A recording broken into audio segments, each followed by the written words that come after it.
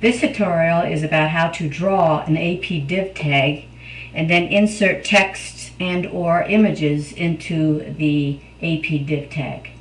I'm going to be working with the index file for the Striped Umbrella website.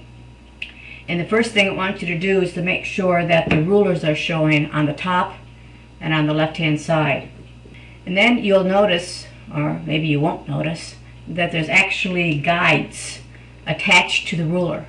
So if I hover my mouse right at the bottom of the ruler and hold down my left mouse button, I can actually drag down the guide. And on the left hand side, I can also drag a ruler over and position it. This just helps you to see where you might want to put in the APDivTag or anything else. Then underneath the Insert panel over here wants us to make sure that we're in the Layout category, and then you'll see Draw APDivTag. I'm going to click on that, and then I'm going to draw a rectangle right about here. It doesn't matter how close you get it in between. You're just going to draw a rectangle about 300 pixels wide, so right about there, and 150 high, so right about there. Now the default color is orange coming in with a blue border, as you can see, and you'll get an APDivTag up here, a little button here that will actually show you the margins, border, and padding. And if you hold down just a little bit further, you'll see that it gives an ID name of APDiv1, and the tag is a div tag. The position is absolute, and the top is 251 pixels. That's from the top of the screen, and the width is 284 pixels, and the height is 154. AP stands for absolute positioning, and that's why you get the absolute next to the position attribute. If I click on the code screen, you'll see that I have a div tag where ID equals APDiv1, and then a /div tag. This is what actually is controlling that rectangle that we just drew.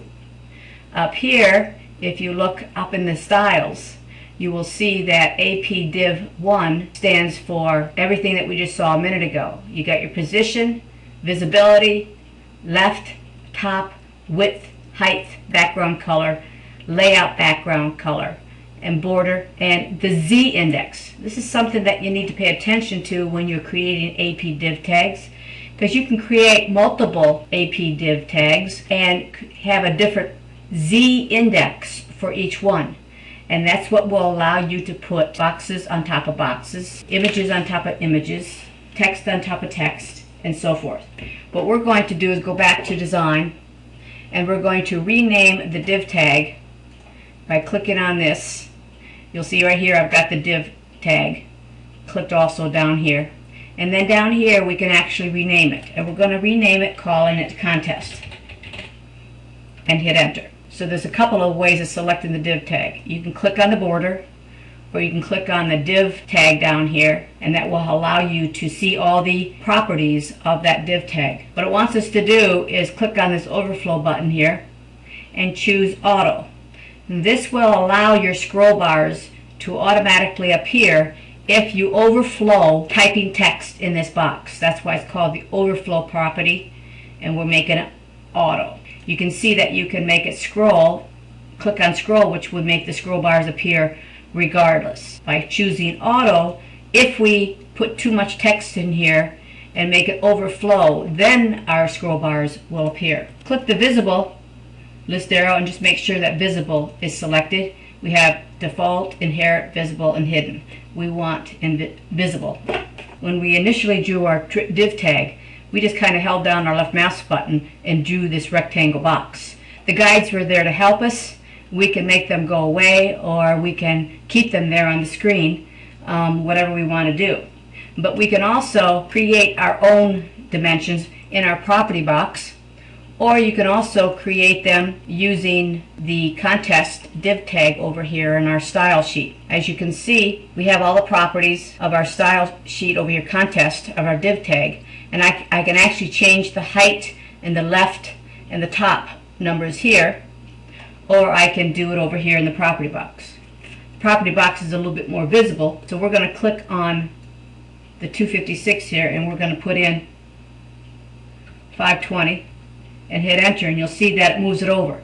That left position means that there's 520 pixels from the left side of your screen. You can use the tab key to go to the top box, and we're going to type in 260px and hit enter, and you'll see that now the top is 260 from the very top. The width we can choose 200, and the height we're going to choose 175.